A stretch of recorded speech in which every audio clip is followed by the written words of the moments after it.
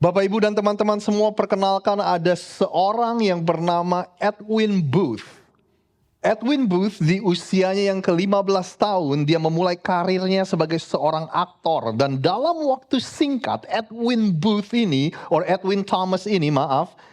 Thomas ini menjadi salah satu aktor yang terbaik. Terutama kalau dia memainkan karya dari William Shakespeare. Anda pernah mendengar siapa itu William Shakespeare?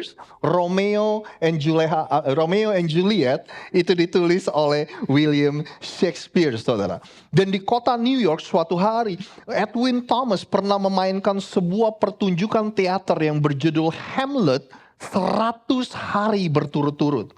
Nah, Edwin Thomas punya dua saudara laki-laki. Satu namanya John, satu namanya Junius. Di tahun 1863, by the way, ketiga dari saudara laki-laki ini, mereka semua adalah aktor. Di tahun 1863, mereka semua bersatu, mereka semua bersama-sama bermain di dalam sebuah pertunjukan yang diberi judul Julius Caesar. Kalau Anda nggak tahu siapa itu Julius Caesar, itu adalah salah satu kaisar Romawi yang bernama Julius. Nah, di dalam pertunjukan Julius Caesar itu, di dalam pertunjukan teater itu, John yang ada di tengah ini, dia memainkan peran sebagai seseorang yang membunuh Julius Caesar, saudara. Nah, by the way, John, adik dari Edwin Thomas, ini punya nama lengkap adalah John Wilkes Booth. Mereka semua adalah keluarga Booth, last name-nya. Kalau buat Anda yang sering membaca sejarah, mungkin ketika saya kasih tahu nama lengkap ini, Anda langsung mulai, kayaknya saya pernah dengar nih nama seorang ini nih. Nah, 2 tahun dari setelah John memainkan perannya sebagai seorang yang membunuh Julius Caesar, di tahun 1865, di sebuah teater yang ada di Washington DC, yaitu Ford Theater, di dalam teater itu ada ruangan khusus untuk kalau presiden nonton teater. Ada seseorang yang menyelinap ke dalam ruangan presiden tersebut, dan ketika presiden itu sedang menonton pertunjukan teater itu, lalu dia ditembak, saudara. Dan yang tertembak pada saat itu adalah presiden ke-16 dari Amerika Serikat, yaitu Presiden Abraham Lincoln. Dan pelaku dan penembak dari presiden itu tidak lain dan tidak bukan adalah John Wilkes Booth. Kejadian ini membuat kakaknya Edwin Thomas masuk ke dalam depresi, saudara. Segala sesuatu yang terjadi dengan keluarganya, terutama dengan adiknya yang membunuh seorang presiden, yang by the way 12 hari kemudian setelah dia membunuh Presiden Abraham Lincoln, dia itu tertangkap, dan waktu dia melawan akhirnya dia ditembak dan meninggal. Dan semua kejadian ini membuat Edwin Thomas masuk ke dalam depresi, bahkan dia berpikir untuk pensiun dari pekerjaannya sebagai seorang aktor. Lalu ada sesuatu yang menarik terjadi. Suatu malam, di stasiun kereta di New Jersey, Edwin Thomas berada di situ, dan ketika dia masuk ke dalam kereta, dari kejauhan dia melihat ada seorang anak muda yang berpakaian sangat rapi. Karena di situ begitu ramai, anak muda ini terdesak-desak dan terdorong, saudara. Dan waktu anak muda yang berpakaian rapi ini ingin masuk ke dalam kereta, kakinya kejeblos di lubang. Anda tahu antara kereta sama itu ada lubang biasanya, kakinya kejeblos. Dan kereta itu sudah mulai jalan, saudara. Akhirnya Edwin Thomas melihat kejadian itu, dia angkat anak muda ini dan dia selamatkan anak muda ini. Anda masih mengikuti ceritanya? Lalu sekian minggu ke depan, tiba-tiba Edwin Thomas menerima sebuah surat. Dan by the way, waktu Edwin Thomas menyelamatkan anak muda ini, Edwin Thomas ini tidak mengenali siapa anak muda ini. Tapi anak muda ini mengenali Edwin Thomas.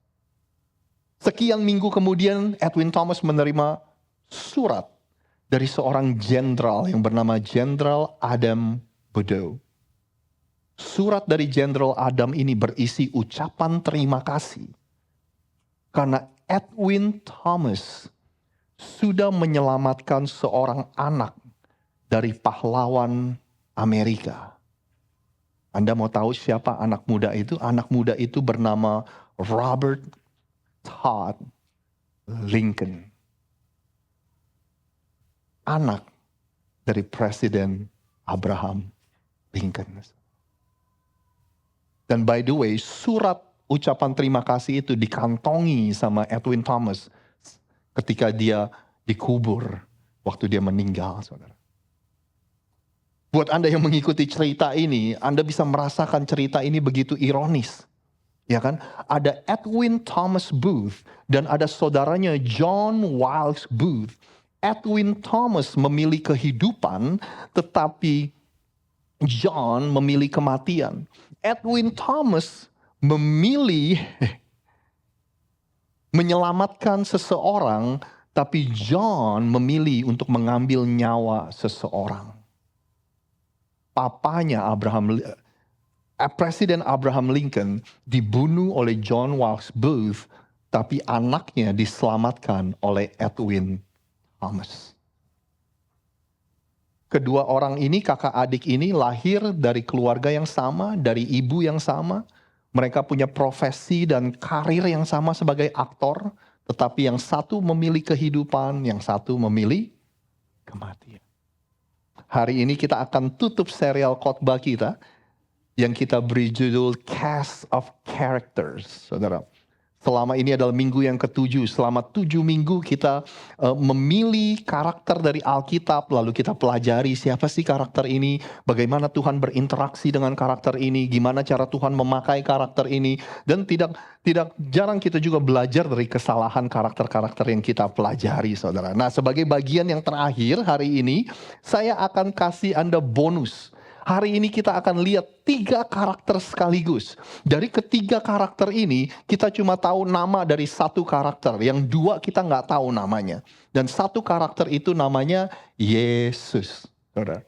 Yang kedua karakter itu, kita nggak tahu namanya. Ini adalah cerita tentang Yesus dan 2 penjahat yang disalibkan bersama-sama dengan dia. Di atas kayu salib. Saya akan kasih disclaimer terlebih dahulu. Saya akan kasih Anda peringatan terlebih dahulu, saudara. Kemungkinan setelah Anda lihat cerita ini, pertanyaan-pertanyaan Anda bukan terjawab, malah Anda akan makin punya banyak pertanyaan. Mungkin ketika saya selesai membagikan cerita ini, Anda akan merasa kok ceritanya nanggung. Masih banyak pertanyaan yang belum terjawab, saudara. Anda pernah nonton drama seri, film atau apa saudara yang nanggung? Ya kan? Setiap episode dibuat nanggung supaya Anda penasaran dan nonton lagi, ya kan? Waduh, udah jam 1 pagi nih. Cuma abisnya kok nanggung ya? 1 episode lagi apa enggak ya? Dan jawabannya selalu jawabannya selalu nonton, ya kan? Aduh, jam 1 pagi. Nanti dijemput untuk kerja jam 6 pagi. Aduh, kayaknya bisa nih, tahu-tahu udah jam 4 pagi, saudara. Ya kan? Nah, demikian juga ketika Anda selesai melihat cerita ini, mungkin Anda ngerasa kok ceritanya nanggung. Ada begitu banyak pertanyaan yang tidak terjawab. Nah, jadi hari ini langsung aja saya ingin mengajak Anda melihat cerita ini, saudara. Ada percakapan yang terjadi yang menarik di antara ketiga orang ini. Yesus dan 2 orang penjahat ini, saudara. Dan kebetulan, bukan kebetulan dan luar biasanya, percakapan ini dicatat di kitab Injil. Kita punya 4 Injil. Anda bantu saya, Injil Matius, Markus, Yohanes, Lukas, saudara. Injil adalah biografinya Yesus. Injil adalah dokumentasi tentang Yesus ketika dia ada di muka bumi ini. Pelayanannya, ajarannya. Jadi kita punya 4 dokumen gospel atau Injil, Matius, Markus, Lukas, dan Yohanes, saudara. Nah, percakapan yang terjadi di atas kayu salib ini dicatat oleh Lukas. Lukas adalah seorang sejarawan. Lukas adalah seorang dokter. Dan bagaimana dia menulis kitab Injil? Seperti wilayah ketika seseorang menulis sesuatu, dia mengumpulkan data, dia cek dan recheck informasinya, dia konfirmasi, dia dapatkan cerita dari orang lain, saudara. Dia melakukan research, dia melakukan interview. Nah, akhirnya dikumpulkan lalu dia tulis Injil Lukas. Jadi Injil Anda bukanlah dongeng, tapi ini adalah dokumen yang sebenarnya, saudara. Nah, kita lihat apa yang terjadi di atas kayu salib itu. Kalau Anda mau mengikutinya, kita akan taruh ayatnya di belakang sini. Lukas 23 dimulai dari ayat yang ke-32. Dan ada juga digiring 2 orang lain, yaitu 2 penjahat untuk dihukum mati bersama-sama dengan dia, dengan Yesus. Saudara. Ketika mereka sampai di tempat yang bernama, Anda bantu saya, tengkorak, mereka menyalibkan Yesus di situ dan juga kedua orang penjahat itu yang di sebelah kanannya dan yang lain di sebelah kirinya. Lukas mencatat ada sebuah tempat yang namanya tengkorak, the skull. Di Injil lain ditulis nama tempat ini adalah Golgota atau bahasa Latinnya mungkin Calvaria, yaitu Kalvari. Kenapa tempat itu disebut tengkorak, saudara? Ada yang berkata karena mungkin bukitnya dan batu-batunya menyerupai tengkorak. Atau tempat itu disebut tengkorak karena memang itu tempat untuk mengeksekusi orang. Untuk menyalibkan orang. Makanya tempat itu disebut tengkorak. Nah, Yesus dibawa ke tempat itu, tapi dia nggak sendirian. Ada berapa orang yang dibawa bersama Yesus? Ada 2 orang penjahat lainnya. Jadi total 3 orang, Yesus dan 2 penjahat, saudara. Nah, tentu saja kedua orang itu adalah seorang penjahat. Gampangnya gini, kalau mereka bukan penjahat, mereka nggak akan disalib. Bahkan kalau saya boleh tambahkan, kalau mereka bukan penjahat yang kelas kakap, saudara, mereka nggak akan disalib. Ada terjemahan lain yang berkata kedua penjahat ini adalah pencuri. Tapi ada juga yang saya rasa lebih tepat bahwa kedua penjahat ini adalah insurrectionist. Insurrectionist itu adalah pemberontak yang bertujuan untuk menggulingkan pemerintahan. Nah, pertanyaannya gini, sudah jelas-jelas penjahat ini, kedua penjahat ini layak memang untuk disalib. Tapi pertanyaannya Yesus salahnya apa? Kenapa kok dia ada di situ? Nah, by the way, kalau saya akan lengkap dari ayat itu langsung ke percakapannya. Tapi kalau Anda baca sendiri, saudara, Anda melihat bahwa di situ ada kerumunan orang banyak. Bahkan Anda melihat ada tentara Romawi yang menyalibkan Yesus dan kedua penjahat ini yang ada di sana. Mereka semua mengejek Yesus. Intinya gini, kamu ngaku-ngaku anak Allah. Kamu ngaku-ngaku seorang juru selamat. Tapi kamu gak bisa selamatin diri kamu sendiri. Jadi Yesus diejek, saudara. Pada saat itu di mata dunia, Yesus sedang mengalami kekalahan yang besar. Kok anak Allah disalib? Tapi di mata kerajaan surga, ini adalah kemenangan yang besar, saudara. Karena Yesus berhasil menggenapi misinya, kenapa dia datang ke muka bumi ini? Makanya kita harus hati-hati. Seringkali definisi sukses menurut kerajaan Allah sangatlah berbeda dengan definisi sukses menurut dunia ini. Nah, anyway, kita akan langsung lihat percakapan antara Yesus dan kedua penjahat ini, saudara. Dikatakan ayat 39 begini, seorang dari penjahat yang digantung itu menghujat Yesus. Katanya, bukankah engkau adalah Kristus? Selamatkanlah dirimu dan kami.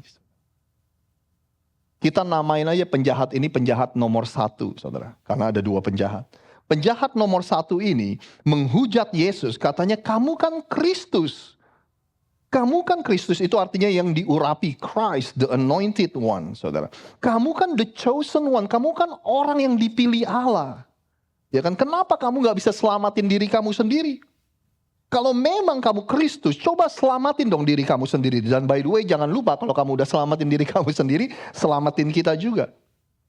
Saya ingin ajak Anda untuk membayangkan sesuatu yang mungkin sulit untuk dibayangkan.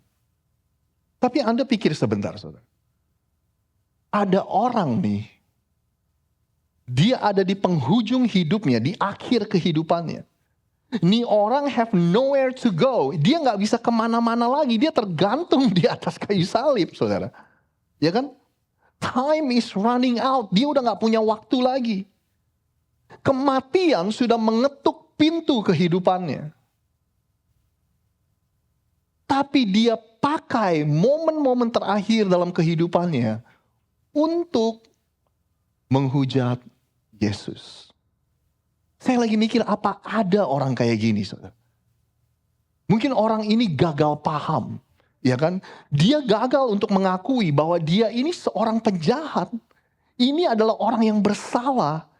Dia gagal untuk melihat bahwa dirinya adalah orang yang berdosa, saudara. Gini, saya tahu Anda adalah orang-orang sibuk lah ya. Anda nggak punya waktu untuk mikirin gini-ginian ya. Pendeta kan kerjanya cuma sehari, hari Minggu ya kan. Sepanjang minggu, jadi mikirinnya gini-ginian, saudara. Saya lagi mikir gini. Kira-kira apa ya yang terjadi sama penjahat nomor 1 ini ya selama kehidupannya? Apa yang dia alami sehingga apa ya saudara? Pride atau kesombongannya, keangkuhannya. Sehingga anger, rage, amarah. Amarahnya begitu besar akan yang namanya kehidupan, saudara. Mungkin dia pahit akan kehidupan ini, bitter. Mungkin dia kecewa akan kehidupan ini sehingga hatinya begitu keras. Bahkan di penghujung hidupnya, hatinya tetap mengeras. Kalau saya ngebayangin penjahat nomor 1 ini, seakan-akan dia ada di sebuah titik yang saya nyebutnya gini saudara. The point of no return. Dia ada di sebuah titik di mana dia gak bisa balik. Buat dia merendahkan hati, merendahkan dirinya. Ya kan itu gak ada di kamusnya orang ini saudara. Mengerikan juga kalau ketika kita hidup sampai kepada titik seperti itu. Nah itu penjahat nomor 1. Dia pakai the last moment in his life, momen-momen terakhir dalam kehidupannya untuk menghujat Yesus. Bagaimana dengan penjahat yang nomor 2, saudara? Tetapi yang seorang, maksudnya penjahat nomor 2 ini, menegur dia, penjahat nomor 1. Tidakkah engkau takut? Juga tidak kepada Allah. Sedang engkau menerima hukuman yang sama. Kita memang selayaknya dihukum sebab kita menerima balasan setimpal dengan perbuatan kita. Tetapi orang ini, kata penjahat nomor 2 kepada Yesus, orang ini tidak berbuat sesuatu yang salah. Saya mau Anda bayangkan ini juga saudara. Penjahat pertama ada di ujung sebelah sana. Di tengah-tengah, siapa saudara? Yesus. Ini penjahat nomor 2. Bayangin saudara, dia udah sekarat, dia mengumpulkan tenaganya, dia mengumpulkan nafasnya, supaya dia bisa ngomong dan kedengeran sama penjahat yang di ujung sana. Dia bilang, apa kamu gak takut kah kepada Allah? Kita ini semua menerima hukuman yang sama, kita ini penjahat, kita ini layak dihukum. Kita penjahat bro, ya kan? Memang setimpal dengan perbuatan kita, memang sudah layaknya kita dihukum. Lalu dia bilang gini, tapi orang ini yang ada di tengah, maksudnya Yesus, dia gak bersalah. Dia gak berbuat apa-apa.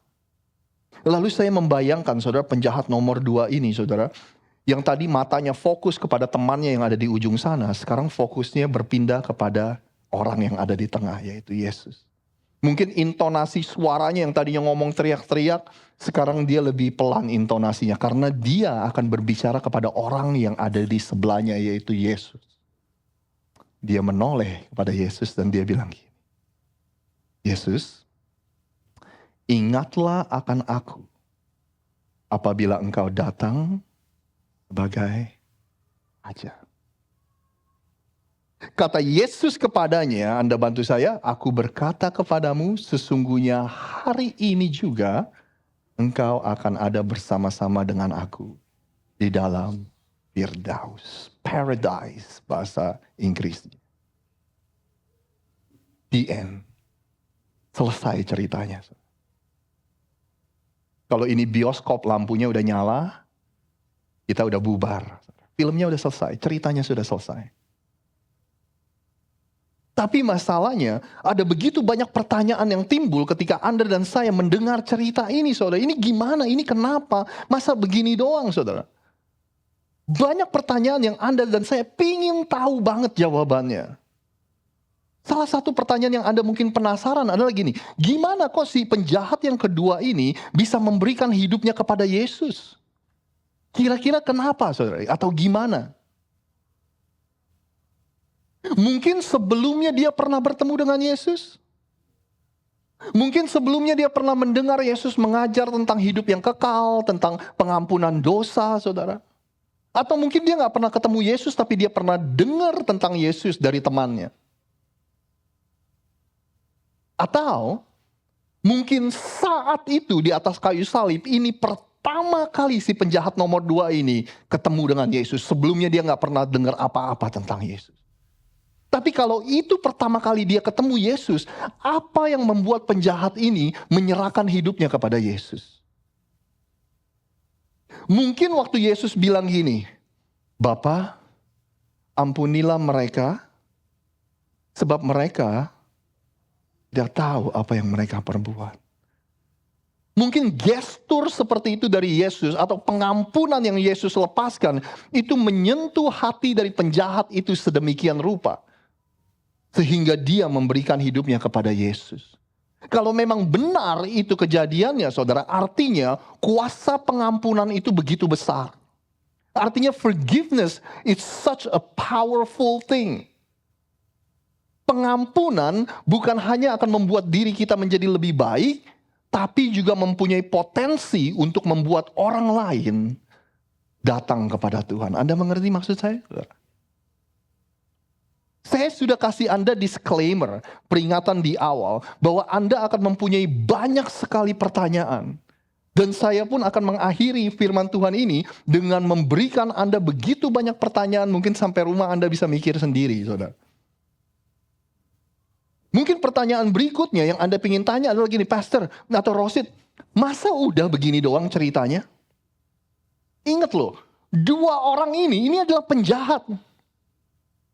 Masa iya, kedua penjahat itu yang melakukan banyak kesalahan, penjahat kelas kakap yang sampai dia pun hukumannya disalib, masa diampuni begitu aja?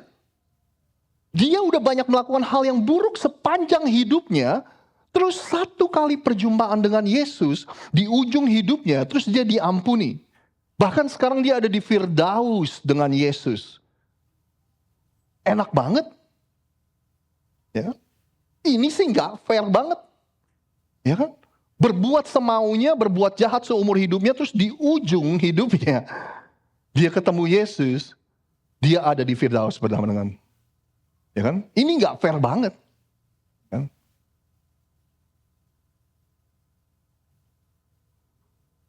Saya juga nggak tahu bagaimana memberikan jawaban yang memuaskan. Kalau saya coba menjawab pun mungkin Anda nggak puas juga dengan jawaban saya. Tapi biar bagaimanapun sampai hari ini, pertanyaan yang terbesar atau misteri yang terbesar adalah ini saudara. Kenapa sih Tuhan mengizinkan kita untuk memilih? Why God allow us to make our own choice? Kenapa Tuhan memberikan kita kebebasan untuk memilih? Anda merasa gak sih ini menjadi salah satu misteri dari kehidupan? Kenapa Tuhan gak menentukan aja pilihannya untuk kita? Mungkin buat Anda dan saya ini merupakan sebuah misteri, saudara. Kenapa Tuhan memberikan kita kebebasan untuk memilih? Tapi sebenarnya kalau kita lihat dan baca Alkitab kita, dari ujung Alkitab ke ujung Alkitab, itu banyak cerita tentang pilihan. Benar gak sih saudara? Ya, Anda masih ingat yang namanya Habel dan Kain? Anak dari Adam? Yang satu memilih Tuhan, yang satu memilih untuk mengambil nyawa orang lain atau membunuh. Anda masih ingat nama Daud dan Saul? Dua-duanya adalah raja Israel. Tapi yang satu memilih Tuhan, yang satu memilih power atau kekuasaan. Dan Tuhan mengizinkan Saul untuk memilih kekuasaan. Anda masih ingat nama Petrus dan Yudas? Dua-duanya mengkhianati Yesus dan menyangkal Yesus. Tapi yang satu, Petrus memilih untuk mencari mercy atau pengampunan dari Tuhan. Tapi yang satu memilih kematian. Dan Tuhan mengizinkan, Tuhan menghormati pilihan dari Yudas. Dari ujung Alkitab ke ujung Alkitab, penuh dengan cerita di mana Tuhan memberikan kita kebebasan untuk milih. Yesus pun melakukan hal yang sama. Anda masih ingat Yesus bilang gini, ada jalan yang lebar dan ada jalan yang sempit, saudara. Di jalan yang lebar ini justru penuh dengan sesak. Karena kebanyakan orang memilih jalan yang lebar ini. Jadi di situ sesak banget walaupun jalannya lebar. Tapi yang mereka nggak tahu jalan yang lebar itu berujung kepada kebinasaan. Ada jalan yang sempit di mana nggak banyak orang memilih, tapi ujungnya adalah kehidupan. Yesus bilang, pilih yang mana? Yesus pun mengizinkan kita untuk memilih, kamu mau membangun kehidupan kamu di atas batu atau di atas pasir. Kalau kamu pilih bangun kehidupan kamu di atas batu, badai datang, rumah itu akan tetap kuat berdiri. Tapi kalau kamu milih kehidupan kamu dibangun di atas pasir, badai itu datang, hancurlah kehidupan itu atau rusaklah kehidupan itu. Yesus juga kasih kita memilih, kamu mau menyembah aku atau kamu mau menyembah mamon atau kekayaan. Bahkan saudara, pilihan yang paling penting pun Tuhan mengizinkan kita untuk memilih. Kamu mau ada di dalam kekekalan bersama dengan aku atau tanpa aku, Tuhan bilang. Bersama dengan aku atau terpisah dari aku. Tuhan mengizinkan kita untuk memilih. Kenapa ya? Kok cuma ada 3 salib di situ? Yesus dan 2 orang penjahat. Kenapa nggak ada 4, 5, 6? Kenapa ya Yesus kok di tengah, nggak di kiri atau di kanan? Jangan-jangan ini adalah gambaran atau simbol dari hadiah terbesar yang Tuhan berikan kepada manusia, yaitu kebebasan untuk memilih, the gift of choice. Anda masih bersama saya, saudara? 2 penjahat itu dijatuhi hukuman yang sama. Dari sistem hukum atau keadilan yang sama. 2 penjahat itu dikerumuni dengan kerumunan orang yang sama. Mereka berdua sama-sama ada di dekat Yesus dengan jarak yang sama. Mereka punya kesempatan yang sama untuk berbicara kepada Yesus. Tapi 2 penjahat itu mempunyai respon yang berbeda. Waktu Anda dengar cerita ini, kira-kira apa respon Anda? Di dalam orang segini banyak pun saya yakin ada respon yang berbeda-beda. Ada dari Anda yang bersuka cita mendengar cerita ini. Kenapa? Anda bersuka cita karena sang penjahat itu di detik terakhir dalam kehidupannya mempunyai kesempatan dan hari ini dia ada di Firdaus bersama dengan Yesus. Oleh sebab itu Anda bersuka cita mendengar cerita ini. Tapi ada dari Anda yang mendengar cerita ini menuntut keadilan, saudara. Gimana dengan semua perbuatan penjahat ini di masa lalunya? Ya kan? Anda menuntut keadilan. Bahkan Anda bilang gini, kenapa kok Yesus enggak mengajak penjahat yang pertama untuk ke Firdaus bersama dengan dia?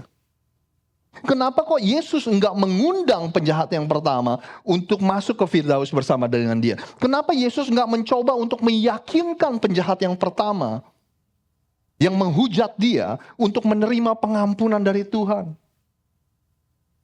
Jadi walaupun kita semua tahu Tuhan memberikan kebebasan untuk memilih, tapi ada dari perasaan kita yang merasa tidak adil, saudara.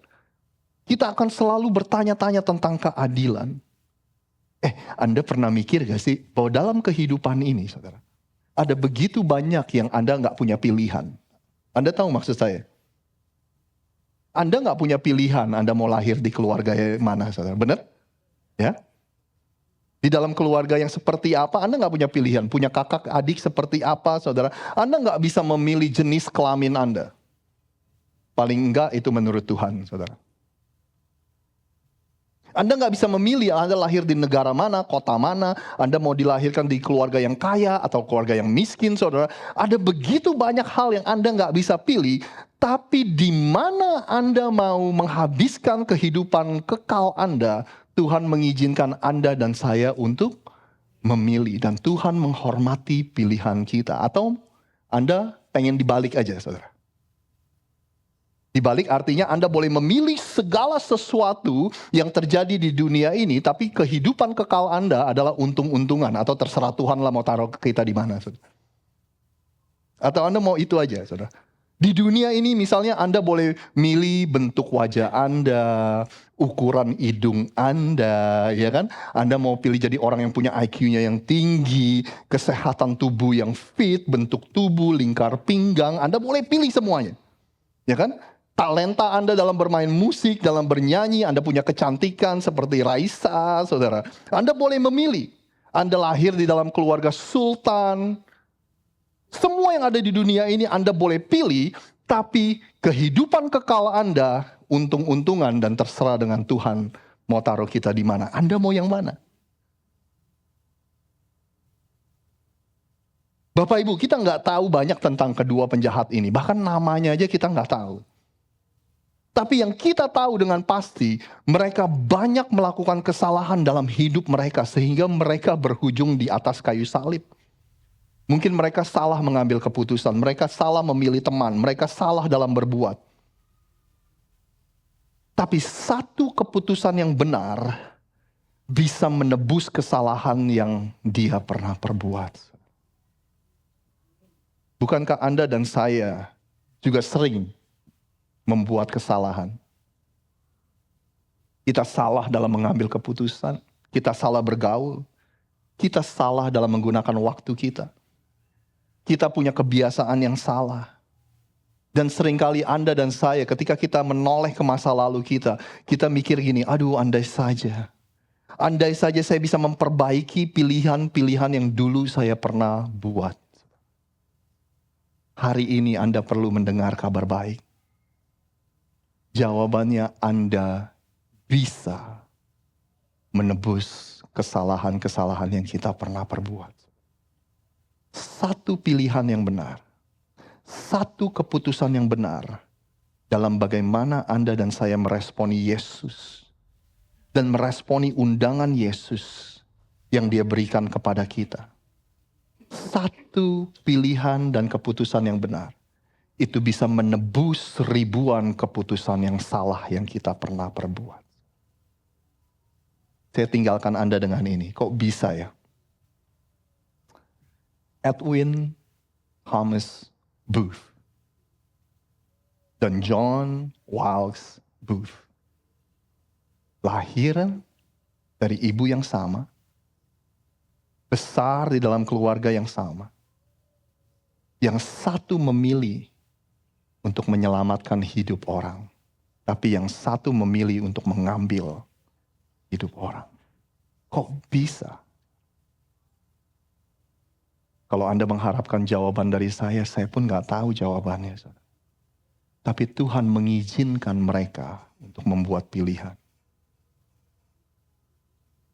Kok bisa ya? Dua orang, dua penjahat, melihat Yesus yang sama. Tapi yang satu memilih untuk menghujat Yesus. Tapi yang satu memilih untuk memberikan hidupnya kepada Yesus. Saya juga gak tahu saudara kok bisa ya.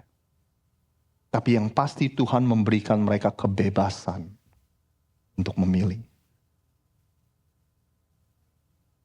Yang satu bilang, Yesus, ingatlah akan aku kalau nanti kamu kembali sebagai raja. Dan Yesus berkata, kamu akan bersama dengan aku di Firdaus. Yesus cukup mengasihi penjahat itu. Dan akhirnya dia menyelamatkannya.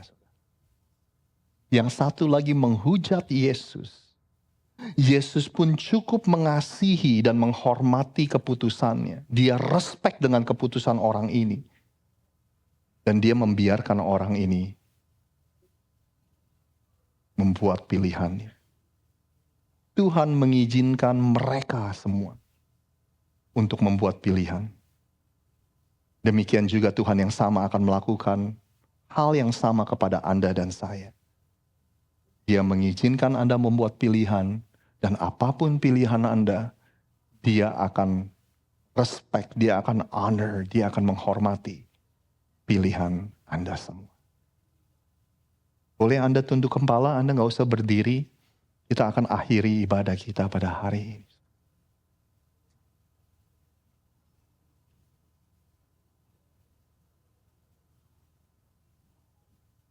Boleh kita memberikan beberapa menit aja untuk merenungkan apa yang kita dengar hari ini.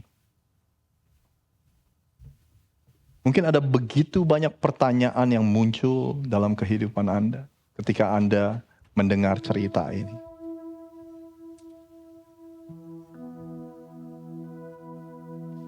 Mungkin kalau Anda seperti saya, Anda seringkali bertanya-tanya tentang keadilan.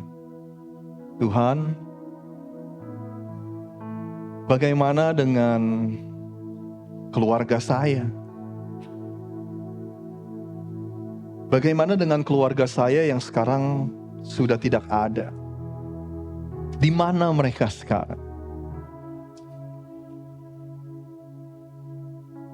Apakah adil Tuhan? Mungkin mereka nggak pernah dapat kesempatan untuk kenal dengan Engkau. Mungkin mereka nggak pernah dapat kesempatan untuk mendengar kabar baik yang Yesus sudah kerjakan di atas kayu salib. Berarti sekarang di mana mereka? Kalau Anda seperti saya pun sering bertanya-tanya akan hal itu. Tapi untuk saat ini, saudara, boleh gak sih Anda mengenyampingkan sebentar aja pertanyaan tersebut? Kita gak tahu Tuhan yang berurusan dengan mereka. Tapi pertanyaannya gini, hari ini Anda duduk di sini dan Anda mendengar, dan Anda punya kesempatan untuk memilih, dan Tuhan memberikan Anda dan saya kebebasan untuk memilih. Bahkan Tuhan menghormati apapun pilihan Anda. Dia akan menghormati. Nah, karena Anda sudah mendengar hari ini, bagaimana Anda meresponinya? Ada Tuhan yang begitu mengasihi kita sehingga Dia rela memberikan hidupnya untuk mati menebus kehidupan kita. Supaya kita tidak terpisah dengan Dia, melainkan kita akan ada di dalam kekekalan bersama dengan Dia. Ada Tuhan yang memikirkan kita semua bahkan sebelum kita dilahirkan di dalam kandungan ibu. Ada Tuhan yang mempunyai rencana dan tujuan hidup buat kita semua. Bagaimana Anda meresponi semua itu? Mungkin ini adalah pertanyaan yang Anda sendiri bisa jawab. Dan mungkin siang hari ini adalah ruang yang Tuhan izinkan untuk Anda meresponi, untuk Anda bisa memilih, untuk Anda bisa membuat dan menggunakan kebebasan Anda untuk memilih.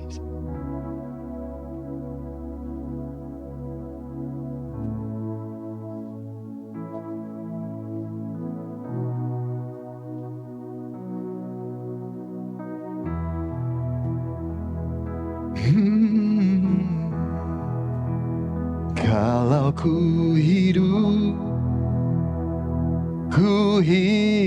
bagimu, hatiku tetap menyembahmu. Dunia tak bisa menjauhkanku dari kasih-Mu.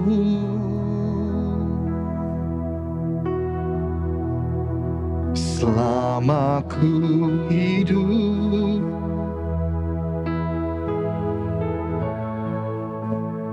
mataku tetap memandang. Dunia tak bisa menjauhkanku dari kasih-Mu.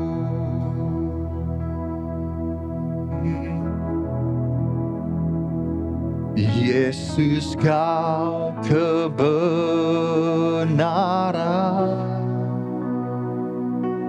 yang menyelamatkanku. Kau memberikanku hidup dan pengharapan.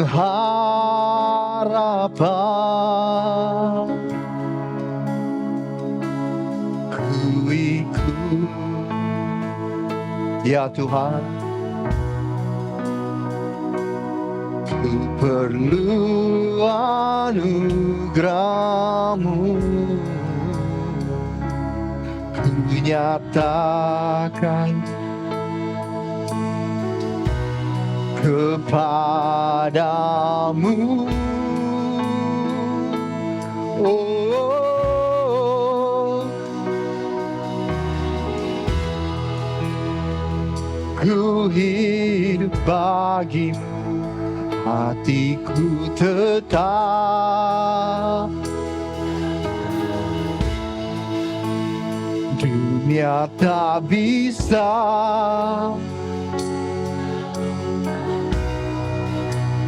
dari kasih-Mu. Oh, selama kami hidup Tuhan, ku hidup bagimu, mataku tetap memandang-Mu. Dunia tak bisa menjauhkanku dari kasih. Saya undang saudara saja untuk menyanyikan ini. Kalau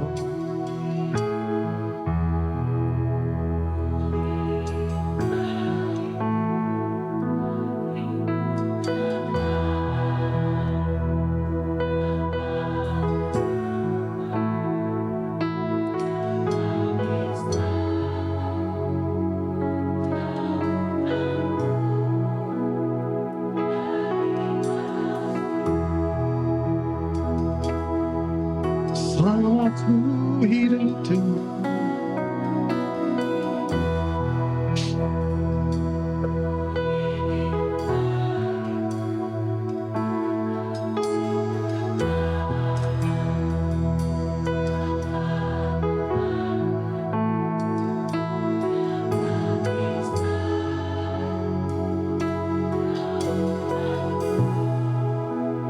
dari kasih.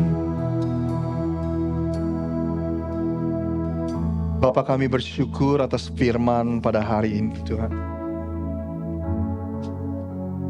Kami berdoa Tuhan berikan kami hikmat, berikan kami keberanian, berikan kami iman untuk melangkah dan menggunakan kebebasan kami dalam memilih dengan bijaksana. Mungkin ada di antara beberapa kami, pilihan yang kami harus buat adalah menerima Engkau sebagai Tuhan dan Juru Selamat dalam kehidupan kami.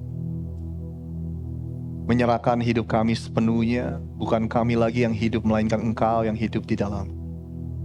Kami bukan hidup untuk kehendak kami lagi, tapi melainkan kehendak-Mu yang jadi. Mungkin beberapa dari Anda langkah berikutnya atau pilihan yang Anda buat, yaitu Anda bisa melangkah untuk dibaptis. Mungkin Anda berkata, saya tidak lagi malu dengan iman dan kepercayaan saya. Karena baptisan adalah deklarasi secara publik bahwa saya adalah pengikut Kristus. Mungkin beberapa dari Anda pilihan yang Anda harus buat adalah pilihan yang Yesus tanyakan, apakah engkau ingin menyembahku atau menyembah kekayaan atau mamon? Apakah engkau akan membangun kehidupanmu di atas batu atau di atas pasir? Apakah engkau akan membangun kerajaanmu atau kerajaanku dalam kehidupan ini? Apapun langkah yang Anda harus ambil, apapun pilihan yang Anda harus buat, Tuhan, kami berdoa supaya kami membuat keputusan yang bijaksana dan yang tepat. Terima kasih Tuhan, materaikan setiap firman yang diberitakan. Kami sungguh bersyukur hanya di dalam nama Tuhan Yesus kami sudah berdoa. Yang percaya sama-sama katakan amin, amin. Kita beri tepuk tangan yang meriah untuk Tuhan kita.